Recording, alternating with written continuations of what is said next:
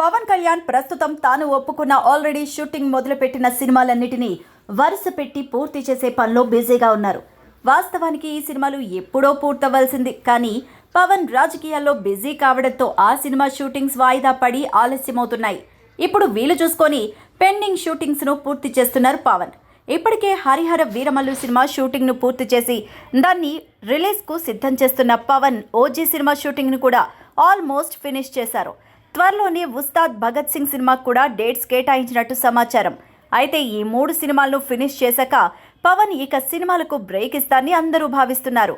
కానీ Veeramallu second part చేశాకే Pawan సినిమాల నుంచి బ్రేక్ తీసుకుంటారని మరికొందరు అంటున్నారు. వీటితో పాటు ఇప్పుడు మరో కొత్త న్యూస్ నెట్టింట హాట్ టాపిక్గా మారింది.